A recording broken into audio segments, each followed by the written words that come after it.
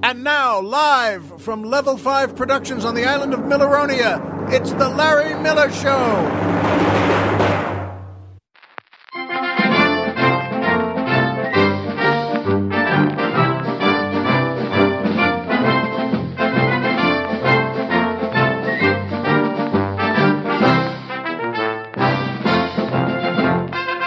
Good evening, Mr. and Mrs. America, and everyone who just doesn't like rain.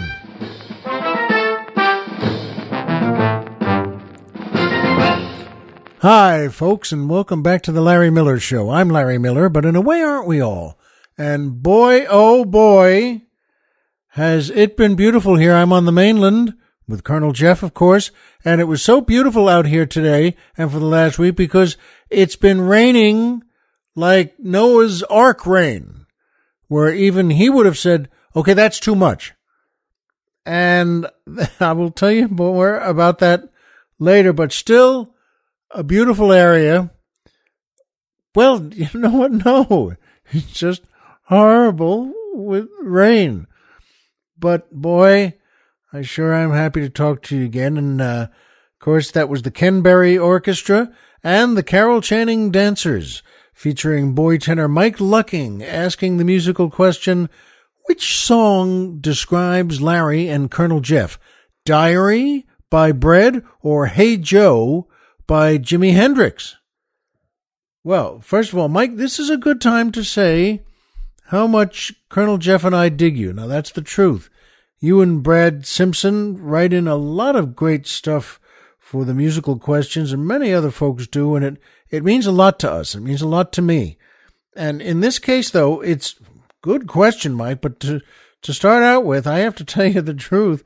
Neither the Colonel nor I had the slightest idea what those two songs were. Now, I'm a deadhead, okay? I know I may look like the president of an accounting group, and fine with me, by the way, but I'm a deadhead and always have been, and when Bread and Hendrix put out those songs, there's a good chance, like 100% chance, I was listening to American Beauty or Working Man's Dead, period, or Zappa. Oh, God, I always loved Frank Zappa, and still do, and will forever. But the greatest man in the music world to me has the first name Jerry and the last name Garcia, and that is that. For Colonel Jeff, it was the Ramones and the Minutemen, the Dead Milkmen, the Dickies, and I may not know those either, but I trust the Colonel, and I trust you, Mike. But by the way, Colonel Jeff found the Bread song, Diary, on the internet so we could hear it, and he played it, and I'll be honest, after just 5 or 10 words and the acoustic guitar they had there, that we looked at each other and thought, I think that will be enough of that. So we instantly picked Hendrix. I don't know what that song's about, but he's great and a classic star, and he deserves that, and that was good enough forever. So which song describes me and Colonel Jeff? I'm going to go with Sugar Magnolia. And Mike, thanks. Well, thanks for being so cool. I mentioned two show business greats there, by the way, Ken Berry and Carol Channing. And they've both just passed on. Carol, God bless her, I think it was just a day or two ago. And Ken Berry, it was a couple of weeks ago already, a few weeks ago.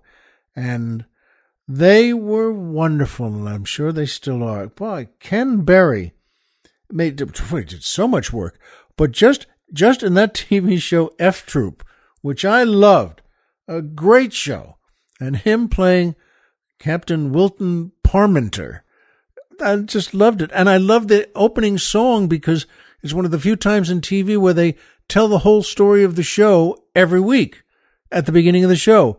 And, that he's got a cold and he sneezes his way into leading the men in a charge. He's got his sword out, but he just, isn't that what happens? And then of course he gets a promotion. He gets to be the captain, the commander of a fort in Indian country. I'm laughing because They were the Hakawis. Oh, what a good cast. They had so many good people in that thing. And God bless him, Larry Storch is still well, and I would hire him for anything. They were all good, though. And Ken, boy, oh boy, you were terrific in that every single week. And I bet you still are. And Carol Channing, boy, oh boy, how do you not love her? How many Broadway shows was she the star in? And just come on. She deserves every award and every kiss blown her way. And I'm sorry that she was 97 when she just passed on. And I just, you got to say, you and Colonel Jeff and I both agreed, well, that's not a kid, that she really had a big, full life. And I wish she had 97 more years attached to it. But it's worth mentioning them again. I love show business, and so does the Colonel, and we're made for it. And so are a lot of you folks. But you know what? It's a good time to say, just cross your heart and look up and say, Ken, Carol, good luck. And by PayPal. That's right, PayPal. One of the greatest groups. Boy, oh boy, that it means a lot to me and to us here that if you want to help the show out, and why wouldn't you? And you want to send some money, and why wouldn't you? PayPal is a great way to do it. It's the kind of group that makes you feel you're saving the world. And who knows, maybe you are. So to get to PayPal, by the way, you could do it, on your own computer, on your own laptop, on your own iPhone, on your own anything. But don't do that. That's not fair. What you want to do is go to our website, which is LarryMillerPodcast.com. Who's on the mountain? Tom Mix. Oh, I'm sorry. I should have had a bagel. But you know what? It's a great group, PayPal. Go to our website. We have a banner on it that says PayPal. Go there, and you know what? Work with them. Join up in all sorts of ways. And yes, will that help us out too? Well, what's wrong with that? So thanks, folks, for those who've already contributed and those who are about to. And that brings me to my favorite part of the show, the joke of the week. Well, this is a good one. The Colonel and I got a good chuckle out of this one, and I hope you do too. There's a bunch of folks waiting for a bus, and they're kind of crowded in. And as the bus pulls up in the Port Authority bus terminal in New York, well, they're crowded in there. They're pressing forward, and one of them is a lovely young woman in a tight, leather dress, and she's filling out the leather beautifully. She's lovely and very womanly, and or to put it in one word, zowie. And she makes her way. She's getting toward the bus, and there's one guy in front of her, and then he gets on, and she gets on the bus too, but she can't. The dress is too tight and too leathery. She can't get the one leg up and just get on there. And she's kind of grins at the driver and then says, "Sorry, folks," behind her. And she tries again there, when she reaches behind her, and just to, unzip a tiny bit of the skirt, just, even an inch, just to give her a little more room to get a leg up there. And here we go. Here we go. And she can't do it again. Still not enough room. And she, smiles again a little nervously, and then just does same thing, reaches behind her, just a little more down, another inch down on the zipper. And here we go. She's confident this time, all right, fine, go. No, can't do it. She still can't get the, finally reaches behind her again, with another 2 inches this time, and just, she's really trying to get that leg up. And now the man behind her, who's a big Texan with a big cowboy hat on, just takes charge and grabs her from behind around her little waist there and just picks her up and plops her onto the bus there and just on her feet and just on the bus. And she turns around and says, well, sir, how dare you do that? How dare you touch me like that? I didn't ask for your help. And then, I have no idea who you are. And the Texan says, well, after you unzipped my fly 3 times, I thought we were friends.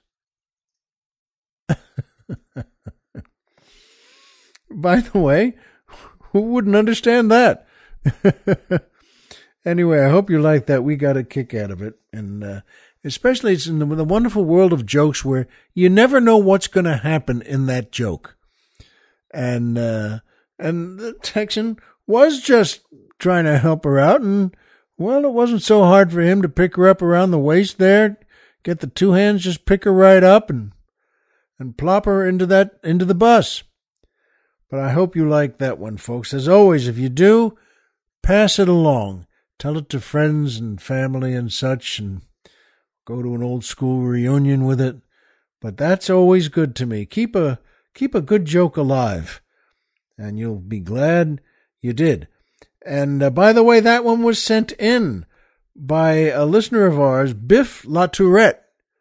So thank you, Biff. That's a good one. And keep sending them in. And that brings me to my second favorite part of the show, the Poetry Corner.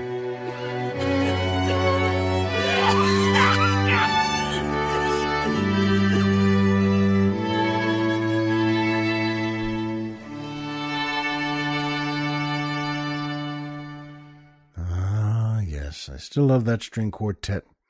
This one is called The Rain by William Henry Davies. And by the way, William Henry Davies lived from 1871 to 1940. He was a Welshman from Wales, and he spent a large part of his life as a tramp or hobo, intentionally. Now, I don't know why, and the Colonel doesn't know why, but he did that. That's what he wanted to do and to be, and he was a tramp and a hobo. And in both the United Kingdom and then the U.S. here, our country. And he became a famous poet. And so here it is, The Rain by William Henry Davies. I hear leaves drinking rain. I hear rich leaves on top, giving the poor beneath drop after drop. 'Tis a sweet noise to hear these green leaves drinking near. And when the sun comes out after this rain shall stop, a wondrous light will fill each dark round drop. I hope the sun shines bright. 'Twill be a lovely sight. Isn't that nice? He was a good poet. And he probably finished that one and just hopped on the sidecar of a train going to Wyoming. But makes him an interesting cat, doesn't it? Decided to live like a hobo intentionally. And I have another one for you, another poem. A haiku, which is, as I'm sure you know, a very short poem. It's it's called First Winter Rain by Matsuo Basho. And he's a Japanese poet, lived, by the way, from 1644 to 1694. And as both of the Colonel and I acknowledged, 50 years old was pretty good in those days. And I think probably especially in Japan where he lived, and he was born there, he grew up there, he lived there. And here's the thing about this guy. When he was a child, he was a servant, and his master shared his passion for poetry composition. That was good luck for both of them. So here's First Winter Rain by Matsuo Basho. First winter rain, even the monkey seems to want a raincoat. That's nice. Interesting. Again, that whole structure and the whole theory of haiku is so It makes you really think. It's so interesting. And in this case, by the way, it's very rare where the poet's name is actually longer than the poem. So thank you, Matsuo, and thank you to the great William Henry Davies. And that brings me to my third favorite part of the show, MMM, the Magic Movie Moment.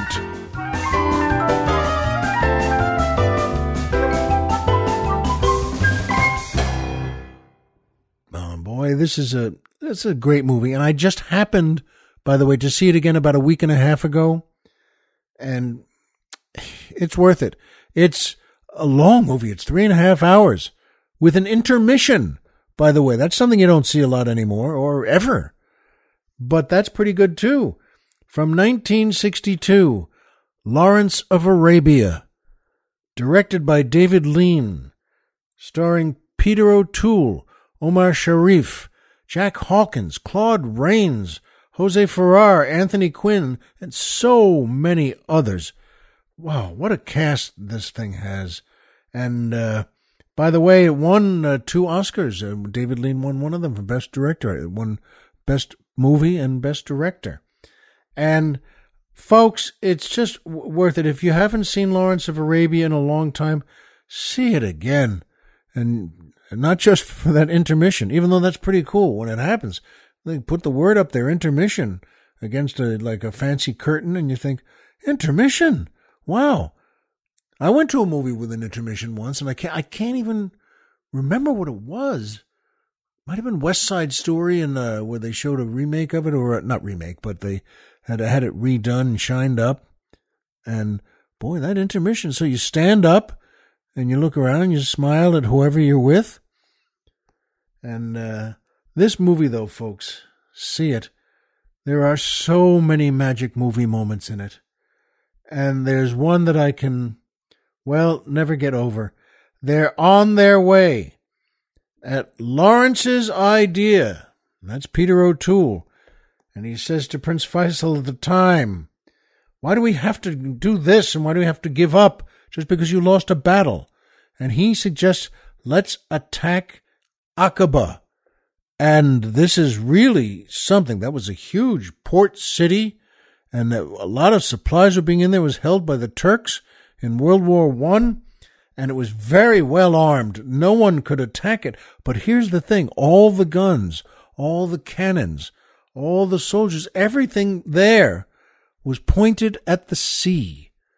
And Lawrence knew that because they were all pointed and they were entrenched in concrete, pointed at the sea, waiting for ships to try and land to attack them. And there was nothing behind them because, the only thing there was the desert. The Nefud Desert, which was the nickname by the Arabs, was the sun's anvil.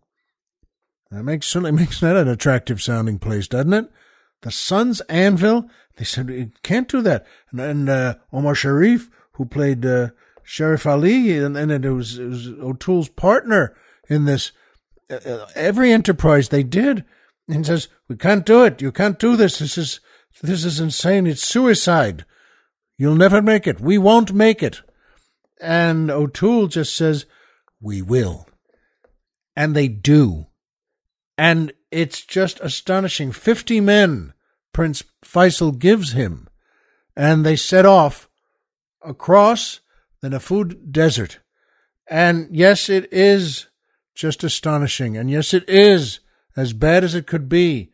And yes, they do have to travel just at night in the desert there because it's too hot during the day to move.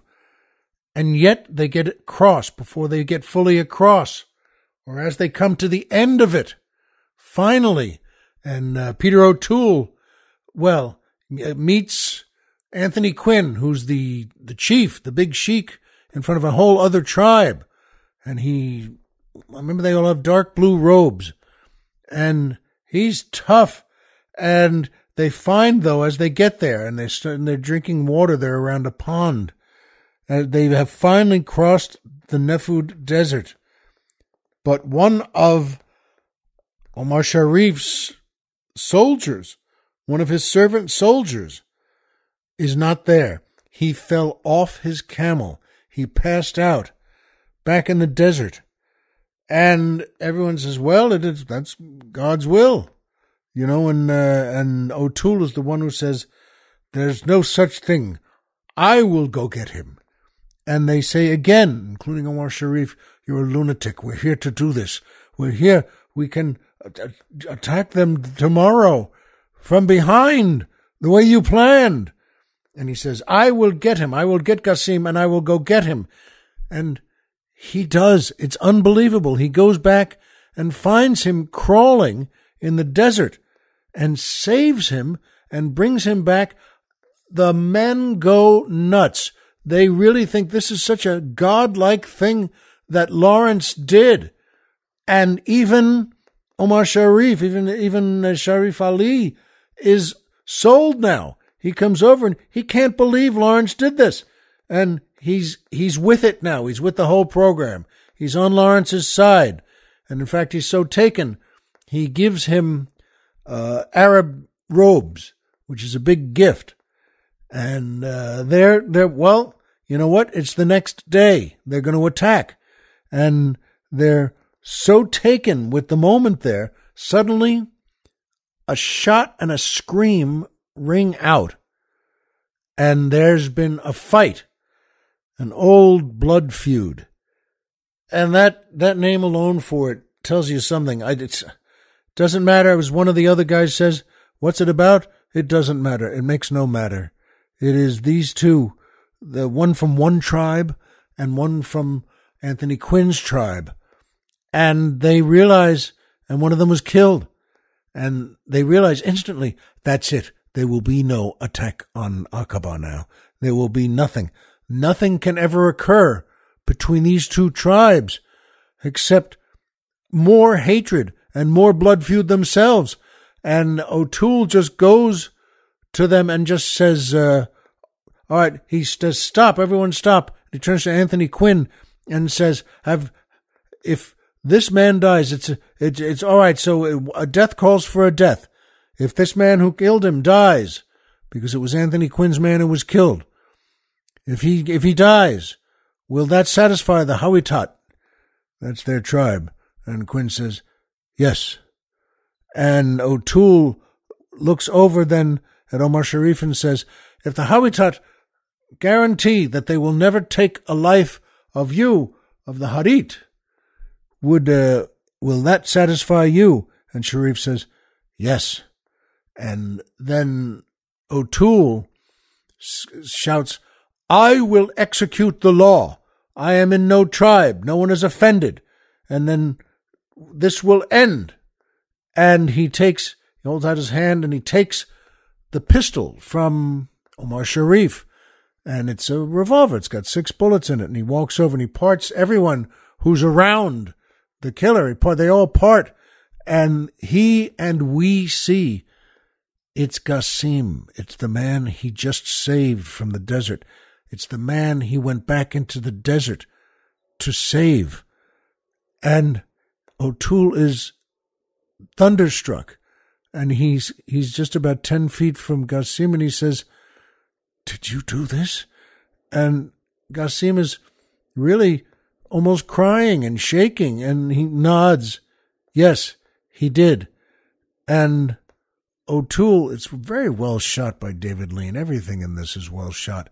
O'Toole raises the pistol, and Qasim tries to get away, whatever that means. He tries to roll to one side in the desert there, and O'Toole, we hear, you hear, I hear, bang, bang, bang, bang, bang.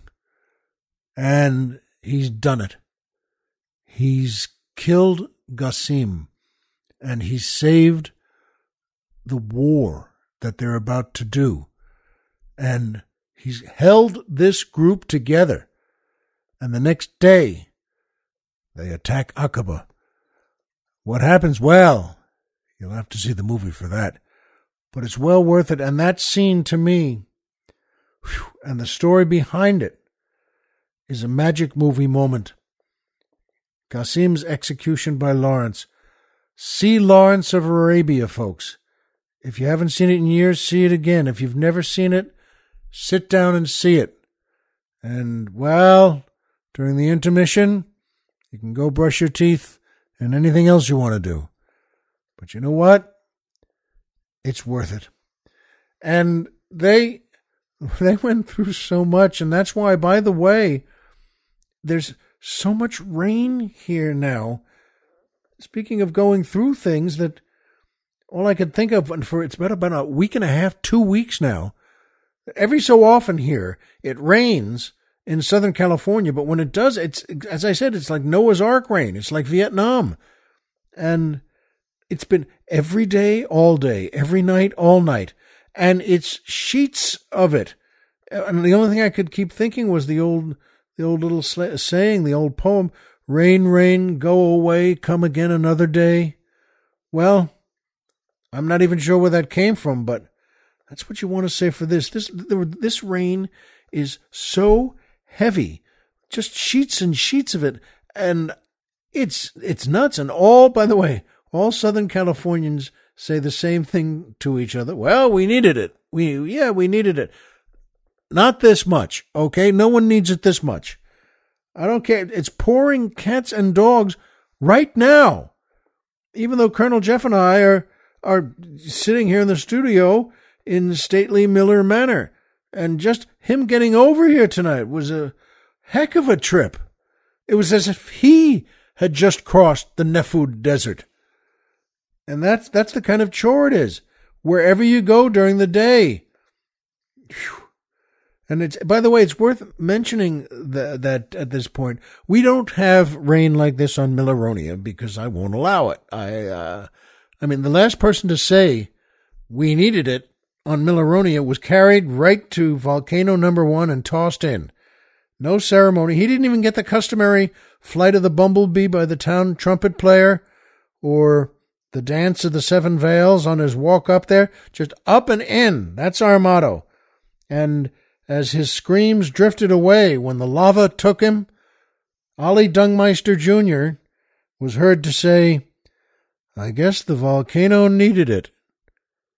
Well, and I'm telling you, this in Southern California, the biggest topic of conversation when it rains this much are about which supermarket to go to because, well, I don't care where you live. You could be only a mile from Gelson's, but it could be only a block away, but they only have outdoor parking.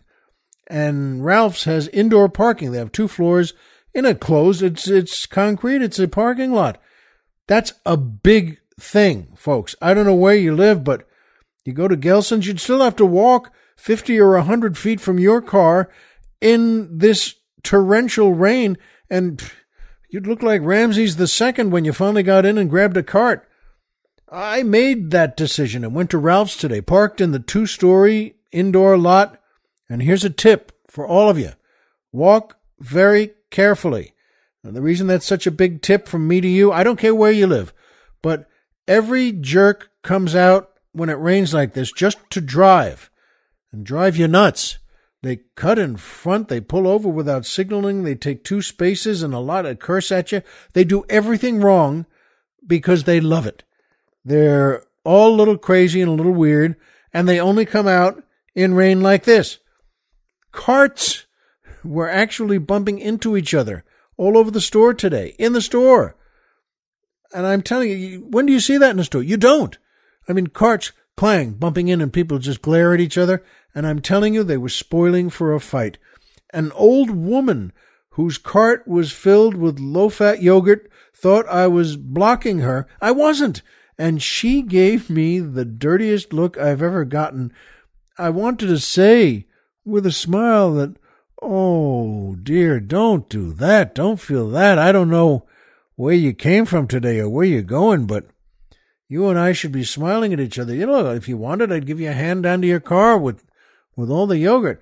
But she wasn't having any of it, and I didn't say anything to her. She just gave me that, the big fish eye, and whoa. I'm telling you, in that store today, old women, kids, priests, everybody was itching to give you a black eye. Now, I grew up in New York, and Colonel Jeff grew up in, big farmland back east, and We both know how rain and snow and hurricanes, but, folks, as soon as we moved out here, everyone gets so spoiled. And that's the truth of it. Then it rains like this, we all fall apart. My wife is one of the 11 people actually born in Los Angeles. Everyone else is like me and the Colonel, and we just move here. And when it really rains like today, we flip out. People flip out. They can't take it. They can't drive. They can't walk. They can't pick up the paper outside. Nothing. And every day when it rains like this, I feel like a caveman looking up and saying, "What is water from sky?" And Colonel Jeff had just said that we were doing the prep for the show.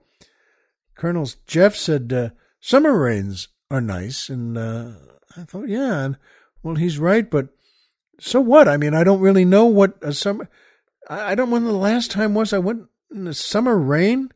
Yeah, I guess that's okay, but still, so what? When it rains like this is horrifying. I don't know about you, but when we were kids, rain turned to snow. We don't get a lot of lightning and thunder around here. Some, but very little, and when it comes, boy, it sounds like cannon from heaven. So, no snow, no frozen lakes, just rain and rain and rain. One thing heavy rain does that's good, though. It reminds you to the bottom of your soul how good it is to have a house and be inside it. Boy, you hear that rain pounding on the roof and you're just glad it's not pounding on you. Mighty glad. And you know that. I know that and you know that. And we all know the same things. Homer is Homer and Pluto is a planet. And I'll bet it doesn't rain there. So remember, folks, as always, if you walked out of bed today and had a job to go to and a home to come back to and someone there who loves you, folks, the game's over and you've won. Remember that. And remember that eventually, like all things, the rain will stop. We'll see you here next time.